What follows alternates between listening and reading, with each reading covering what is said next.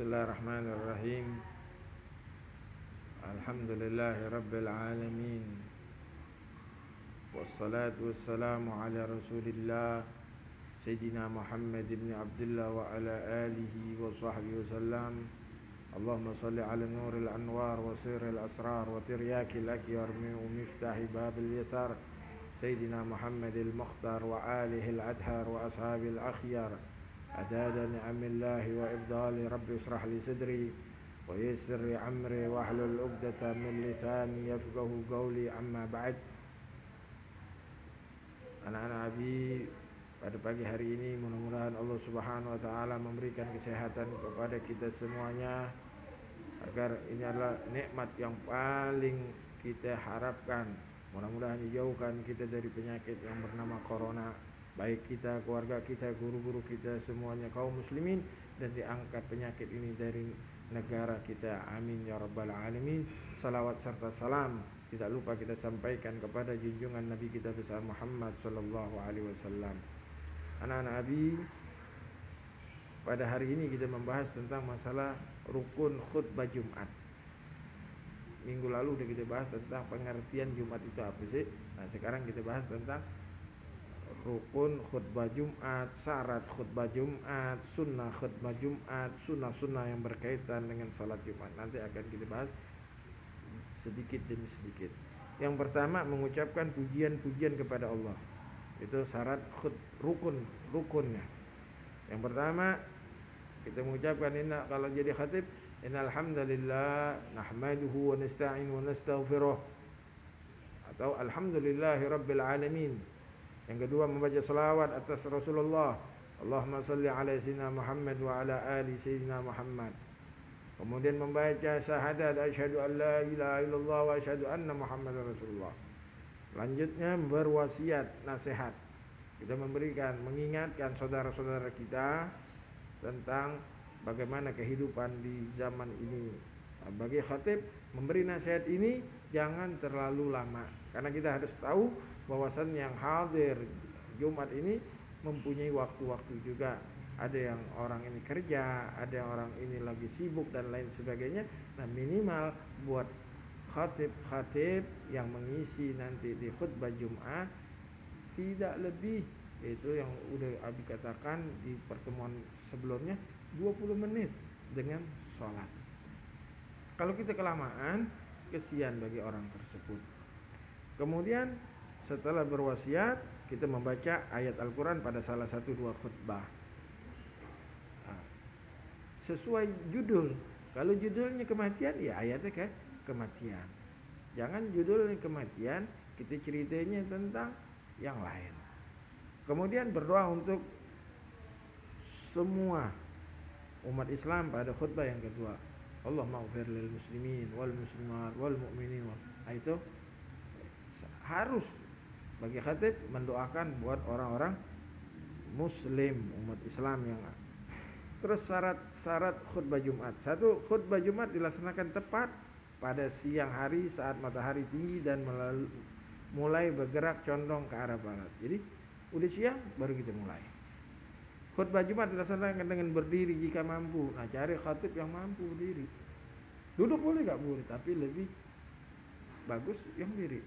Nah, khatib ini nanti ada sunahnya di bagaimana kan akan dijelasin. Khatib hendaklah duduk di antara dua khutbah. Jadi setelah memberikan khutbah yang pertama, khatib duduk, baru nanti naik lagi. Kemudian khutbah disampaikan dengan suara yang keras dan jelas. Jadi sehingga pendengar mendengarkan bagaimana apa yang dia kasih nasihatnya. Jangan suaranya pelan. Ma'asyiral muslimin rahimakumullah, ittaqullah haqqa tuqatih. Lihat bagaimana Nabi SAW ketika Nabi memberikan ceramah itu, Nabi seperti maju ke medan perang. Nah, ini yang harus diperhatikan. Jadi khatib lantang suaranya sehingga yang hadir juga enggak tidur, enggak ngantuk gitu. Terus khutbah dilaksanakan secara berturut-turut, jarak antara keduanya Jangan ada jeda, harus ada berturut. Jadi jangan nentar, enggak, harus berturut-turut.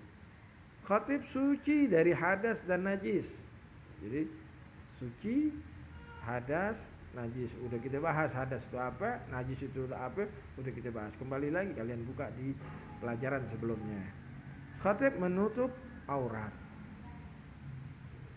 Jadi kalau bisa ketika khatib itu mau naik, khatib itu paling rapi, paling bagus. Jadi seakan-akan orang itu melihat khatib itu Masya Allah. Jangan khatib itu biasa aja, kayak bajunya lesu, kuyu dan lain sebagainya. Ya nggak seru, tapi berwibawa. Terus sunnah khutbah Jumat.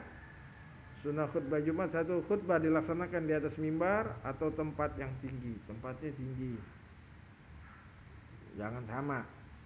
Terus khutbah disampaikan dengan kalimat yang fasih, terang dan mudah dipahamin. Jangan muter-muter, ya kan? Jadi bahasanya bahasa yang sekiranya orang yang hadir itu paham semuanya, udah kelar. Khatib menghadap ke jamaah salat Jumat. Jadi dia menghadap. Terus khatib membaca selawat atau yang lain di antara dua khutbah. Setelah khutbah pertama dia duduk, dia baca selawat. Terus khatib menertibkan 3 rukun, yaitu dimulai dengan puji-pujian, selawat Nabi dan berwasiat. Yang tadi, alhamdulillah nahmadu wa nasta'in wa nastaghfiru wa na'udzu billahi min syururi anfusina wa min sayyiati a'malina. Sampai terus Allahumma shalli ala sayyidina Muhammad wa ala sayyidina Muhammad. Baru wasiat taqwa. Jamaah salat Jumat hendaknya diam, tenang dan memperhatikan khutbah Jumat. Jadi ketika kita ingin mendengarkan salat Jumat, kita harus khusyuk.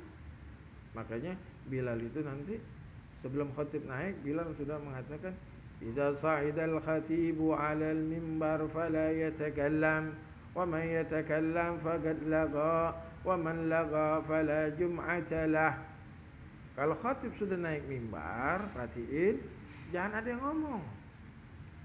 Wa man yatakallam faqad lagha. Siapa yang ngomong? Sia-sia. Nah, ini perhatikan. Jangan kita sibuk sama urusan yang lain-lain. Makanya juga khatib harus paham, tidak boleh lama-lama. Jadi biar jamaah itu khusyuk. Jadi perhatikan.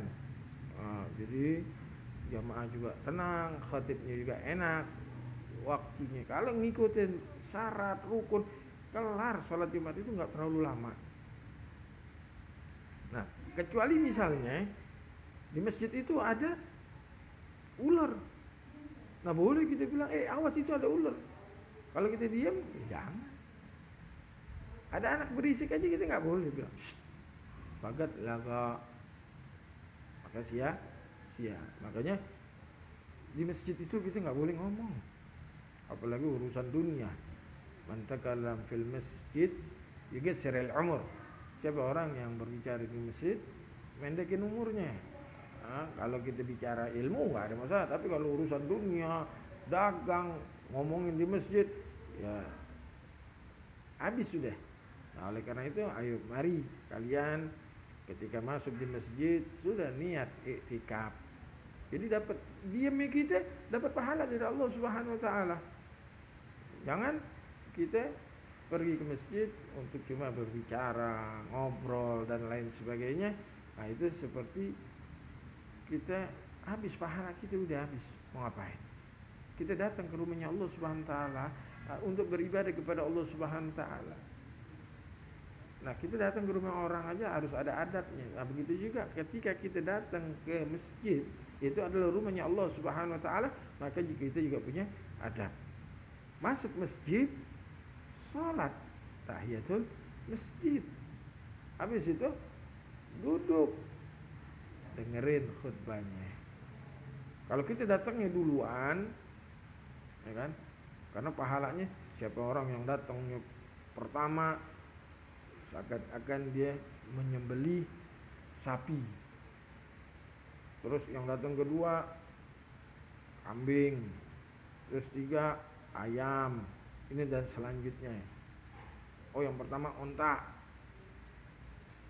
sapi, kambing, ayam, telurnya ayam. Ya kan? Kalau kita datangnya pertama, jangan sampai ketika sudah khotib naik baru kita datang. Kenapa? Karena malaikat nunggu. Karena malaikat nunggu di depan pintu.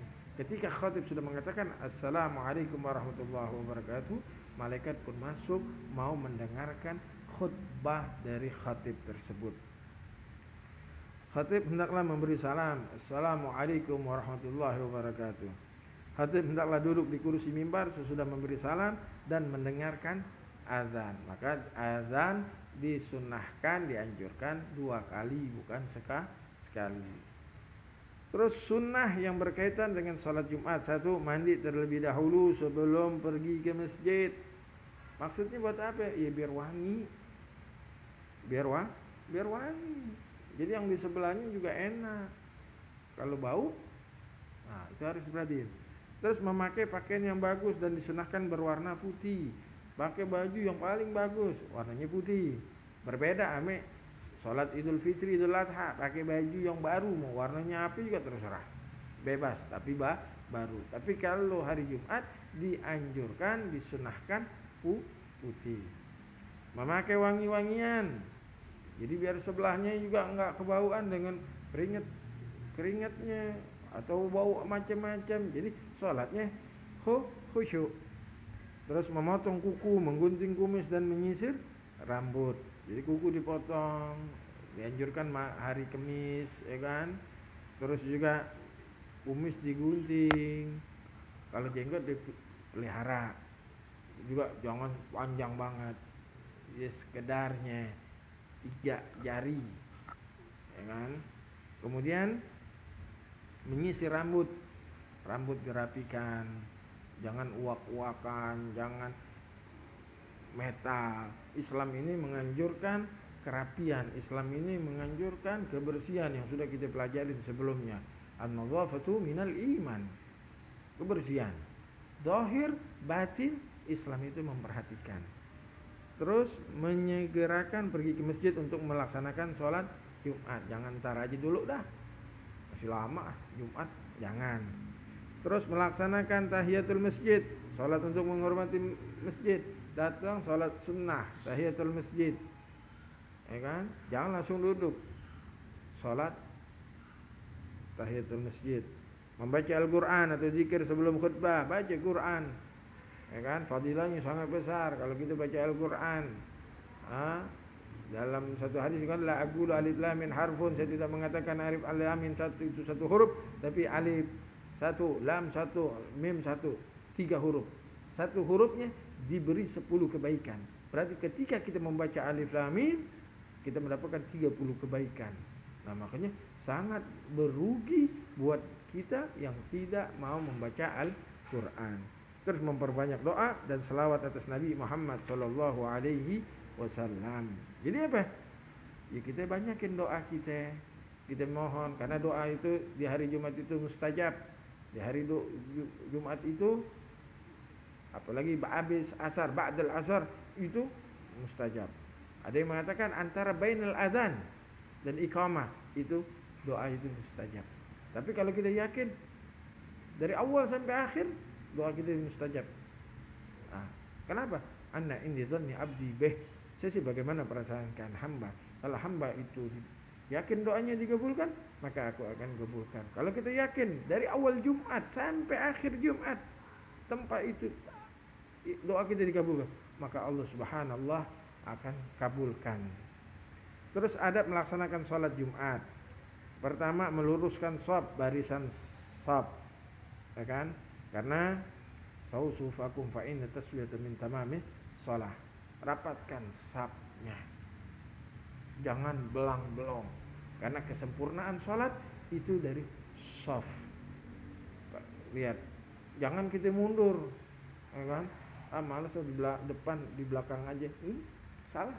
Para sahabat udah kita bahas di sholatul jamaah. Para sahabat itu rebutan, pengen sholat di depan. Kalau perlu diundi, diundi. Kenapa? Fadilahnya begitu besar. sampai Allah dan para malaikat berselawat kepada orang yang di safil awal. Innallaha wa malaikatu yusalluna 'ala safil awal atau kama qala Nabi Muhammad sallallahu alaihi wasallam. Nah, masa kita mau mundur? Masa kita nggak mau mendapatkan doa, salawat dari Allah dan dari para malaikat? Sangat rugi besar. Terus ketika khatib sedang berkhutbah tidak boleh ada yang berbicara satu kata pun, berkata-kata saat khutbah berlangsung menjadikan sholat Jumat sia-sia. Jadi yang tadi dikatakan kita tidak boleh berbicara. Idza sa'idal khatibu 'ala mimbar fala yatakallam wa may yatakallam faqad lagha. Ini saja. Mudah-mudahan Allah Subhanahu wa taala memberikan keberkahan kepada kita.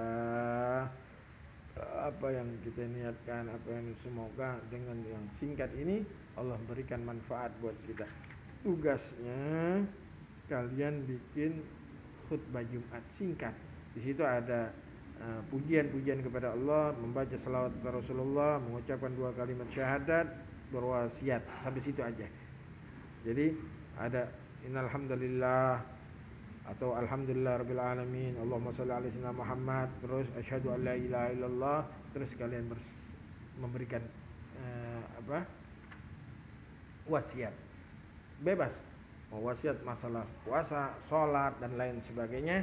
Ini saja, mudah-mudahan Allah Subhanahu wa taala memberikan keberkahan buat kita. Allahumma ya man wafaqa ahlal khair wal khairu annahum alaih wa fiqna Allahumma lil khair wa a'in alaih ya rahmar rahimin ya rahmar rahimin ya rahmar rahimin. Sallallahu alaihi wasallam Muhammadin nabiyil ummi wa ala alihi wa sahbihi alhamdulillah rabbil alamin. Wa lakum minkum assalamu alaikum warahmatullahi wabarakatuh.